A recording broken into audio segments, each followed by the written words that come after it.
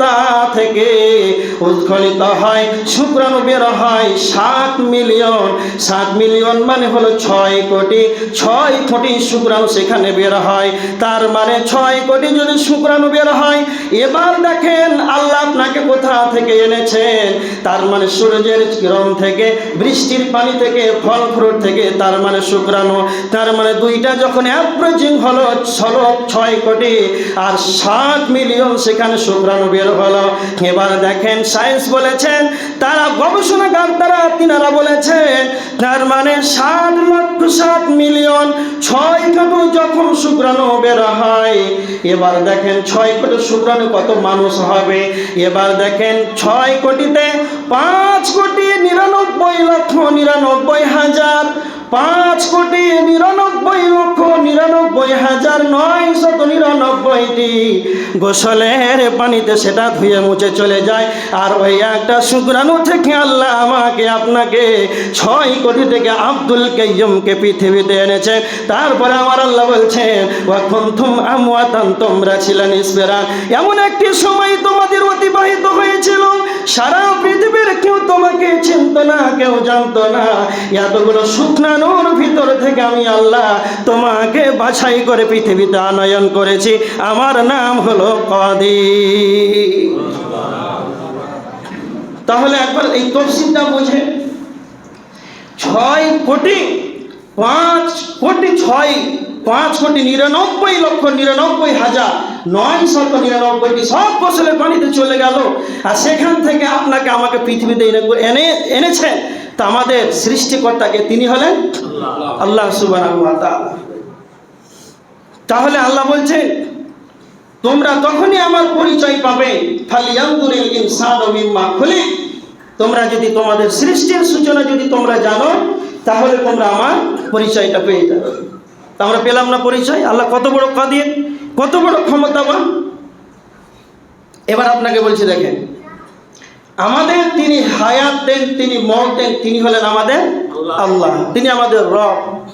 আমি আলোচনাটা কেন করছি, এখনো বদমাস পৃথিবীতে এখনো অত হারামখোর আছে যে পৃথিবীতে আল্লাহ দাবি করে না, করে না, এখনো দাবি করে। এখনো অনেকেই আছে আল্লাহ দাবি করে নিজেকে।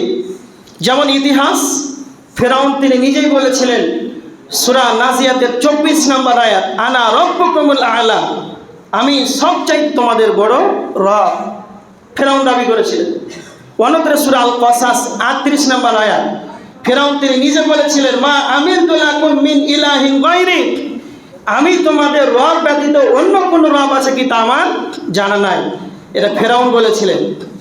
তার মানে ফেরাউন দাবি করেছিলেন, তো ফেরাউনকে তো ধ্বংস হয়েছে, তা আবার রব দিছে। তো এই জন্য আমাদের আকীদা, বিশ্বাস রাখতে হবে তিনি আমাদের রবকে। সূরা হাদীদ 3 নম্বর আয়াত, হুয়াল আউয়াল ওয়াল আখির, তিনি হলেন সর্বপ্রথম, তিনি হলেন সর্বশেষ, তিনি ছিলেন, তিনি আছেন, তিনি থাকবেন, তিনি কে? আল্লাহ সুবহানাহু ওয়া তাআলা। এবার দেখেন, হযরত ইব্রাহিম আলাইহিস সালাতু ওয়াস সালামের একটি ঘটনা আপনাদের সম্মুখে তুলব। তার আগে একটি কথা, ইতিহাস প্রমাণ করেছেন এমন একটি যুগ, এমন একটি পরিস্থিতির সমাপ্তি হয়েছিল, এমন একটা যুগ ইতিহাস বলেছেন যে এমন একটা যুগ অতিবাহিত হয়েছে, সারা পৃথিবীকে একজন বাদশাহী শাসনকৃত ক্ষমতা চালিয়েছে। এখন এমন একটা যুগ, যদি 265, 260 কিংবা 200টি যদি রাষ্ট্র আছে, তাহলে একটা দেশের একজন প্রধানমন্ত্রী আছে।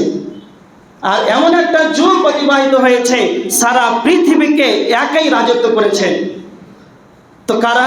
4 জন ব্যক্তি সারা পৃথিবীকে একাই রাজত্ব করেছিলেন, একাই। এবার দেখেন, 2 জন ছিলেন মুসলমান আর 2 জন ছিলেন কাফের। 2 জন মুসলমান, একজনের নাম হচ্ছে সুলাইমান ইবনে দাউদ আলাইহিস সালাম, 2 নাম্বার হচ্ছে জুলকারনাইন, এটা ছিল মুসলিম। গোটা বিশ্বের তিনা রাজত্ব আল্লাহ তাদেরকে দান করেছিলেন। আর 2 জন কাফের, একটা হচ্ছে নমরুদ আর একটা হচ্ছে বাগদানাসার। কেন ঘটনা আনলাম? নমরুদ যখন বাদশাহ, সেই সময়কালে হযরত ইব্রাহিম আলাইহিস সালাতু ওয়াস সালামের জন্ম, যখন ইব্রাহিম পৃথিবীতে আগমন করেন, তখন সেই কালে সেই যুগের বাদশাহ ছিলেন নমরুদ। তাই নমরুদ তিনিও নিজেকে আল্লাহ দাবি করেছিল, নাউজুবিল্লাহ। আল্লাহ সুবহানাহু ওয়া তাআলা বলছেন সূরা বাকারা 158 নম্বর আয়াত। ইব্রাহিম যখন পৃথিবীতে আগমন করেন, ইব্রাহিমের সঙ্গে নমরুদ সেই যুগের বাদশা ছিল। তখন নমরুদের সঙ্গে ইব্রাহিমের যেন মতানৈক্য সৃষ্টি হলো, বাদ অনুবাদ হয়ে গেল, মতানৈক্য সৃষ্টি হলো। ইব্রাহিম বলছেন আমার রব তিনি হলেন আল্লাহ সুবহানাহু ওয়া তাআলা, আর নমরুদ তখন নিজেকে আল্লাহ দাবি করে। এবার ইব্রাহিম তখন নমরুদকে বলছেন, ইদ ক্বালা ইব্রাহিম রাব্বি আল্লাযী ইউহয়ী ওয়া ইউমীত, তিনি আমাদের রব, তিনি হায়াত দিতে পারেন, তিনি মওত দিতে পারেন, তিনি হলেন আমার রব। সঙ্গে সঙ্গে নমরুদ বলছেন, ইব্রাহিম ক্বালা আনা উহয়ী ওয়া উমীত, তুমি যেটা বলছো যে তোমার রব হায়াত দিতে পারে, মওত দিতে পারে, তো নমরুদ বলছে আনা উহয়ী ওয়া উমীত, আমিও তো সেটা পারি। নমরুদ বলছেন আমিও তো সেটা পারি, আমিও তো হায়াত দিতে পারি, মওত দিতে পারি। তখন ইব্রাহিম বলছেন একবার দেখান, আপনি তো মওত দিতে পারেন, হায়াত দিতে পারেন, তা আপনি একবার দেখান। তখন এবার নমরুদ কি করছে দেখেন, দুইজনকে ধরে আনলো তার প্রসাদে, দুইজনকে ধরে এনে একজনকে পিটাতে পিটাতে মেরে মেরে মেরে ফেলে দিল, আর একজনকে মারতে গিয়ে দুবারই মারলো, দিয়ে মেরে ছেড়ে দিল। এবার ইব্রাহিমকে বলছে দেখো, আমি দেখো একজনকে মেরে মেরে ফেলে দিলাম, একজনকে মওত দিলাম, আর একজনকে হায়াত দিলাম, বাঁচিয়ে দিলাম। এবার আপনার বিবেকে বলেন এটা কি মওত দাতা, হায়াত দাতা? পশ্চিম কালেও তা নয়। তখন ইব্রাহিম আলাইহিস সালাতু ওয়াস সালাম একজন নবী। তার দ্বিতীয় নম্বর প্রশ্নটা দেখেন, নমরুদ আপনি যদি স্রষ্টা হন, আপনি যদি হায়াত মওতের মালিক হন, আপনি যদি হায়াত দিতে পারেন, মওত দিতে পারেন, তাহলে আমার দ্বিতীয় নাম্বার প্রশ্ন হলো ফা ইন্নাল্লাহা ইয়াতি বিশ-শামসি মিনাল মাশরিকি ফাআতি বিহা মিনাল মাগরিব, আল্লাহ সুবহানাহু ওয়া তাআলা প্রত্যেকদিন সূর্যটাকে পূর্ব গগনে উদিত করেন, পশ্চিম গগনে তা অস্তমিত করেন। আমার আল্লাহ প্রতিদিন সূর্যটাকে পূর্ব গগনে উদিত করেন, উঠান, আর পশ্চিম গগনে যেন ডুবিয়ে দেন, অস্তমিত করে। তুমি যদি স্রষ্টা হও, তাহলে একদিন সূর্যটাকে পশ্চিম আকাশে উদিত করো, আর পূর্ব গগনে তুমি অস্তমিত করে দাও।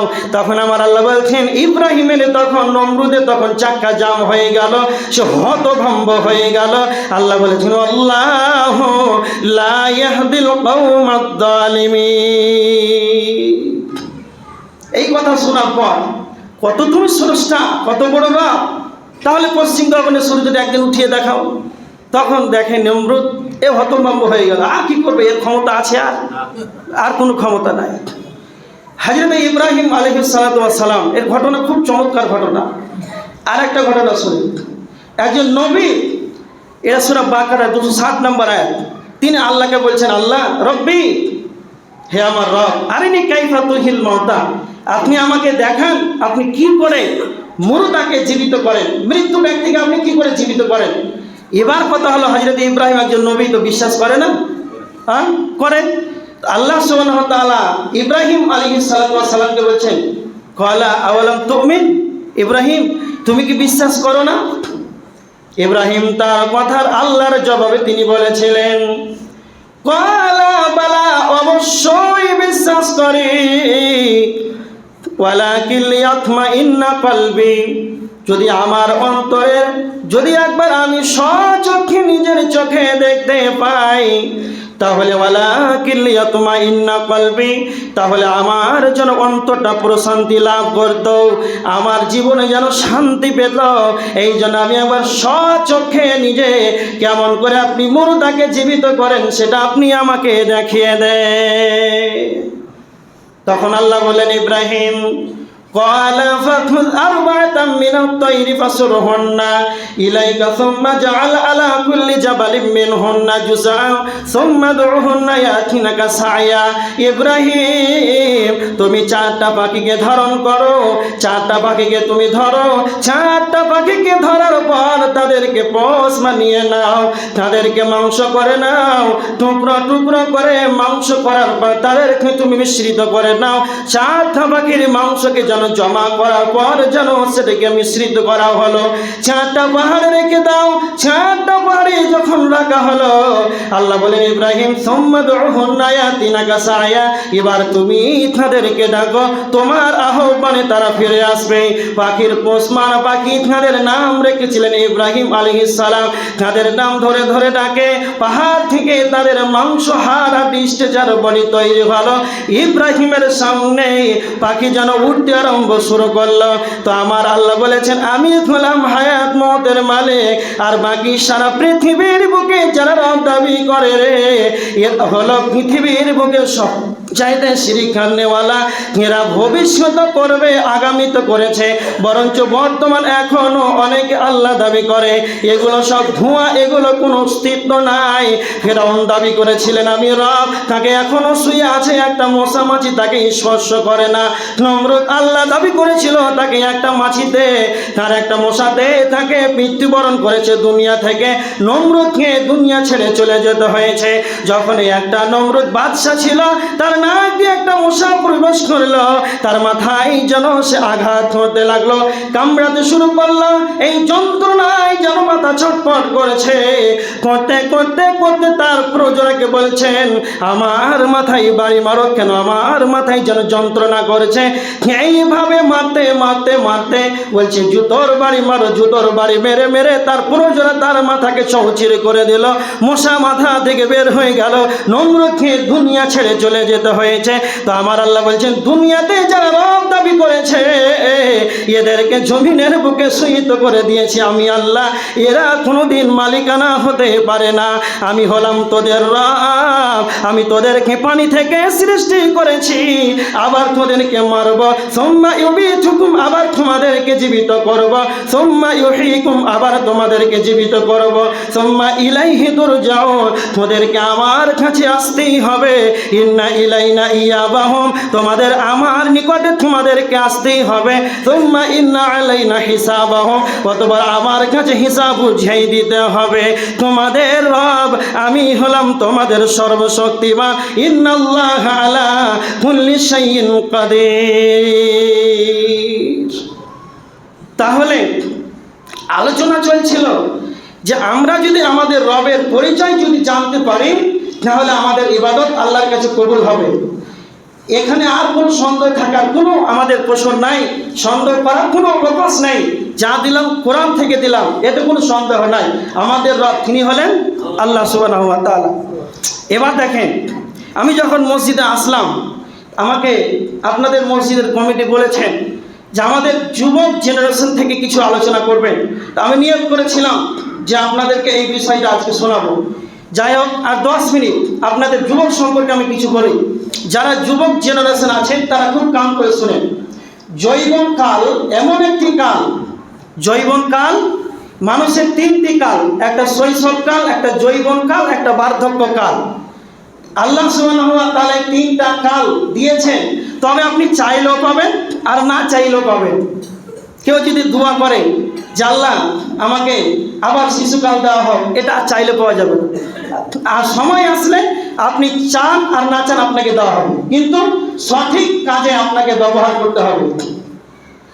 একটা হাদিস শুনেন, আল্লাহ রাসূল সাল্লাল্লাহু আলাইহি ওয়াসাল্লাম বলেছেন ইকদানিবু খামসান ক্বাবলা খামসিন, 5টি জিনিস আসার পূর্বে 5টি জিনিসকে তোমরা নিয়ামত মনে করো।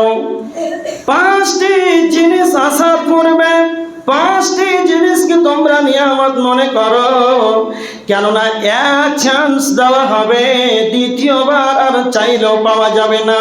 তার ভিতরে 1 নাম্বার হলো শাবাবাকা ক্বাবলা হারামিক, বৃদ্ধ হয়ে যাওয়ার আগে, বুড়িয়ে যাওয়ার আগে যৌবন কাল, এটা একবার দেওয়া হবে, দ্বিতীয় চান্স আর দেওয়া হবে না। আপনি চাইলেও পাবেন, না চাইলেও পাবেন, দ্বিতীয়বার আপনাকে আর দেওয়া হবে না। কেমন? এটা একবার পাবে, কেঁদে কেঁদে যদি নদী বয়ে দেন তাহলে দ্বিতীয় চান্স পাওয়া যাবে না। এবার দেখেন যৌবন কালের কতটা গুরুত্ব রয়েছে। আল্লাহ বলেছেন উদউনি আস্তাজিব লাকুম, তোমরা আমাকে ডাকো গভীর রজনীতে। আল্লাহ সপ্তম আসমান থেকে প্রথম আসমানে আসেন। আল্লাহ বলেন তোমরা আমার কাছে চাও, আমি তোমাদেরকে, তোমরা যা যাই চাইবে আমি তোমাদেরকে তা দেব। এক যাবার দক্ষ মানুষ 80 বছর বয়সের একজন হাজী সাহেব 2 রাকাত সালাত আদায় করে 2 হাত থেকে উত্তোলন করে আল্লাহকে বলছে, আল্লাহ আমি যৌবনকে শেষ করে আমি বার্ধক্যে উপনীত হয়েছি। আল্লাহ আপনার কাছে আমি কিছুই চাই না, শুধু একটাই আমার চাওয়া পাওয়া রয়েছে। আল্লাহ আপনি আমাকে আবার যৌবন কাল দেন। তো আবার কি আপনি কেনে কেটে যদি মসজিদে চর পাড়াতে বন্যা বয়ে দেন, তাহলে দ্বিতীয়বার আর যৌবন কাল দেওয়া হবে না। এই জন্য নবীজি বলেছেন ইজনানি খামসান ক্বাবলা খামসিন, একবার পাবে দ্বিতীয়বার আর হাত ছাড়া হয়ে গেলে আর দ্বিতীয়বার তা পাওয়া যাবে না। যৌবনকাল একবার পাওয়া যাবে, দ্বিতীয়বার আর পাওয়া যাবে না, এটা হচ্ছে।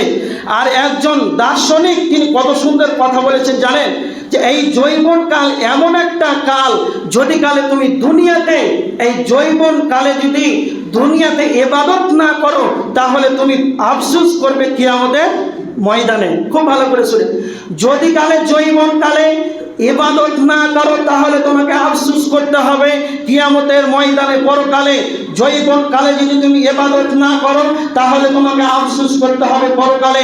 আর যদি যৌবনকালে যদি তুমি ইনকাম না করো তাহলে তোমাকে সাংসারিক জীবনে তোমার শেষ বয়সে টান পড়বে। তার মানে যৌবনকালটা এমন একটা কাল, যদি আপনি বেশি বেশি করে ইনকাম করেন তো পারবেন কোন কালে? যৌবনকালে। যদি এই যৌবন খেলাধুলায় কাটা ইনকাম না করে তাহলে আপনাকে সারা জীবন এর ঘাটতি টানতে হবে মরা পর্যন্ত। কেউ দেখবেন ব্যবসা বিজনেস যুবক বয়সে করেছে, কোনো নো টেনশন, শেষ বয়সে শুধু নামাজ পড়ছে, ইবাদত করছে, বান্দা করছে, কোনো ব্যাপার নেই। আর যারা এই যৌবনকালটাকে এমনিতেই carrom board, free fire, PUBG এর মাধ্যমে কাটিয়ে দিবে, আর শেষ বয়সে বিয়ে করার পর মাথা ছিতরে গেল, কি করবো এখন? এইরকম করলে হবে না, এটা এক চান্স পাওয়া যাবে। যৌবনকালের ইবাদত, যেদিন আসমান থাকবে না, পাহাড় থাকবে না, নদী নালা থাকবে না, গাছপালা থাকবে না, মসজিদ মাদ্রাসা যেদিন থাকবে না, সেই দিন সূর্যটা যেদিন মাথার উপরে চলে আসবে, যেই দিন সূর্যটা মাথার উপরে চলে আসবে 3 মাইল উপরে থাকবে, এই সময় কোনো ছায়া পাওয়া যাবে না। আল্লাহ সুবহানাহু ওয়া তাআলা তিনি বলেছেন মানুষরা সেই দিন হয়রান হয়ে যাবে। আল্লাহ সূরা কিয়ামত 9-10 নম্বর আয়াতের ভিতরে আল্লাহ বলেছেন সেই দিন তারা বলবে ইয়াকুলুল ইনসানু ইয়াউমা ইদিন আইনাল মাফার, পালাবার জায়গা কোথায়? আমার আল্লাহ বলেছেন কাল্লা লা ওয়াজা, পালাবার কোনো আশ্রয়স্থল নাই, তাহলে আছে কোথায়? ইলা রাব্বিকা ইয়াউমা ইদিনিল মুস্তাকার, আল্লাহর জায়গা ব্যতীত, আল্লাহর ঠাই ব্যতীত কোনো জায়গা থাকবে না। তাহলে সেই জায়গাটার নাম হলো আরশের ছায়া। আল্লাহর নবী বলেছেন, হযরত আবু হুরায়রা বর্ণনা করেছেন, সাবাতুন ইযিল্লুহুমুল্লাহু ফি দিল্লিহি ইয়াওমা লা দিল্লা ইল্লা দিল্লুহু, কিয়ামতের ময়দানে আল্লাহর আরশের ছায়া, আল্লাহর আরশের ছায়া ছাড়ার কোনো ছায়া থাকবে না। সেই ছায়াতে তারা স্থান পাবে। ওয়াশাবুন নাশা ফি ইবাদাতিল্লাহ, যারা যৌবনকালে যারা ইবাদত করবে, সালাত আদায় করে জুমার বাড়িতে গেল, অপেক্ষায় রয়েছে কখন আসরের আজান দিবে, তবে আমি মসজিদে গিয়ে যেন আসরের সালাত আদায় করব। আসরের সালাত আদায় করলো, আবার অপেক্ষামান হয়ে আছে কখন মাগরিব হবে, ইশারের সালাত আদায় করে ঘুমিয়ে গেল, রাত্রিতে ঘুম ভেঙে যায়, রাত 3টার সময় ঘুম ভেঙে যায়, কখন আমি আসসালাতু খায়রুম মিনান নাওম, কখন আমার কানে পৌঁছাবে, আমি মসজিদ ছান ছেড়ে আরামের ঘুমকে হারাম করে মসজিদে চলে যাব। এই রকম ব্যক্তি আল্লাহর নবী বলেছেন কেউ যদি যৌবন বয়সে ইবাদতের সময়টাকে যদি কাজে লাগিয়ে দেয়, তাহলে নবীজি বলেছেন শাবুন নাশা ফি ইবাদাতিল্লাহ, যৌবনকালে ইবাদত করার জন্য ওয়ারাজুলুন কলবুহু মুহাল্লাকুন ফিল মাসাজিদ, মসজিদের দিকে তার অন্তরটা ঝুলে থাকবে। এই রকম ব্যক্তিকে কিয়ামতের ময়দানে আরশের নিচে ছায়া দেওয়া হবে। সুবহানাল্লাহ। তাহলে যৌবনকালটা কত দামি কাল। আর একটা কথা আপনাদেরকে, শেষ একটা তিরমিজি শরীফের হাদিস আপনাদেরকে বলে শেষ করে দেবো, লম্বা করবো না। সেটা হচ্ছে আল্লাহ সুবহানাহু ওয়া তাআলা যৌবন যতদিন থেকে আপনাকে দিয়েছেন, 12, 13, 14 যাই ধরেন, আর শেষ 40-45 বছর 50 বছর পর্যন্ত এই যৌবন কাল আল্লাহ সুবহানাহু ওয়া তাআলা কিয়ামতের ময়দানে আল্লাহ রাসূল সাল্লাল্লাহু আলাইহি ওয়াসাল্লাম বলেছেন, লা তাজুলু কাদামা ইবনে আদম ইয়াউমাল কিয়ামাতি ইনদা রাব্বি হাত্তা ইউসআলা আন খামসিন। কিয়ামতের ময়দানে আল্লাহ সুবহানাহু ওয়া তাআলা 5টি প্রশ্নের জবাব চাইবেন, 5টি প্রশ্ন করবেন। যতক্ষণ পর্যন্ত আপনি উত্তর না দিতে পারবেন ততক্ষণ হাত্তা ইউসআলা আন খামসিন। আল্লাহ রাসূল সাল্লাল্লাহু আলাইহি ওয়াসাল্লাম বলছেন, এই 5টা প্রশ্নের উত্তর না দিতে পারলে পা নড়াতে পারবে না। এটা হচ্ছে কিয়ামতের ময়দান, পা নড়াতে পারবে না।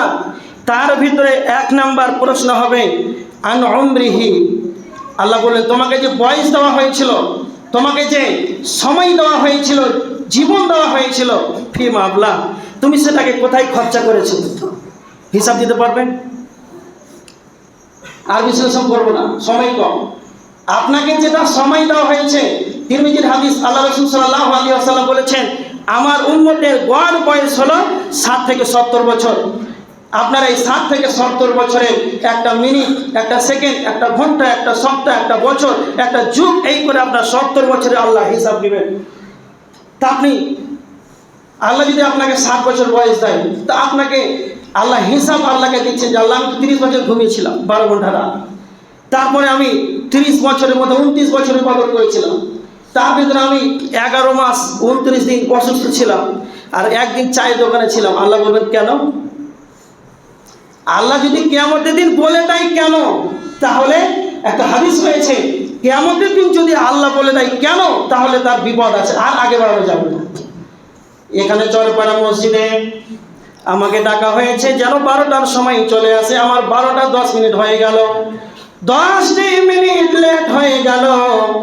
তা আপনাদের কমিটি বলছে, ও মাওলানা কেন আপনার 10টা মিনিট লেট হয়ে গেল? তা আমি বললাম যে আমি টোটোতে যখন কাঞ্চন থেকে আসলাম, তা আসার পথে যেন টোটোটা পাংচার হয়ে গেল, অন্য গাড়িতে আসতে আমার 10টা মিনিট লেট হয়ে গেল। পৃথিবীর মানুষকে মানুষ বুঝিয়ে তা পার হয়ে যাবে, কেন প্রশ্নের উত্তর দিতে পারবে কাকে না? তো মানুষকে। যদি কিয়ামতের দিন আমার আল্লাহ বলেন 30 বছর ঘুমিয়েছিলে, 30 বছরে 29 বছর ইবাদত করেছো, আর এই 29 বছরে 29 বছর 11 মাস 29 দিন ইবাদতে অসুস্থ কাটালে, আর একটা দিন যে চায়ের দোকানে কাটালে, তো তুমি বলো এই চায়ের দোকানে কতটি গীবত করেছো, পাপটা করলে, তো আমার আল্লাহ বলেন এই সময়টা তুমি কেন চায়ের দোকানে কাটিয়েছো? সারা পৃথিবী ফেলিওর হয়ে যাবে, আল্লাহর কেন জবাব দেওয়ার কারো ক্ষমতা নাই। নাম্বার 2, আল্লাহ রাসূল সাল্লাল্লাহু আলাইহি ওয়াসাল্লাম বলছেন, ওয়ান উমরিহি আন উমরিহি ফিমা আবলা ওয়ান শাবাবিহি ফিমা আবলা।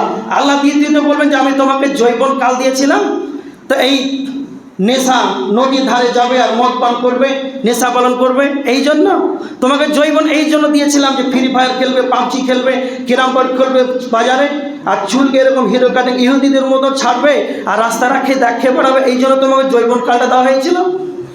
এই জন্য সাহাবীরা তাদের শরীরের জীবনের কোনো মর্যাদা দেয় নাই, সুন্দরী রমণী ছেলে, বিবি, বাল বাচ্চা ছেলে, তারা জীবনের কোনো মূল্য দেয়নি, তারা শহীদ হয়ে ইসলামটাকে বিশ্বময় ছড়িয়ে দিয়েছে। আর তুমি চুল ছেড়ে ইসলামকে আরো শেষ করার জন্য ধান্দা শুরু করেছো। আল্লাহ যদি প্রশ্ন করে যে সাহাবীরা যৌবন করা, তারা জীবনের স্ত্রী, নিজের ছেলে পেয়ে, বিবি, বাল বাচ্চা প্যাঁ প্যাঁ করে কাঁদছে, তারা জিহাদের ময়দানে যাচ্ছে, পিছন ফিরে তাকায় নিজের ছেলে আছে না মেয়ে আছে, মা আছে না বোন আছে, তারা নিজের জানকে কুরবান করে তারা ইসলামকে বিশ্বময় ছড়ে দিল।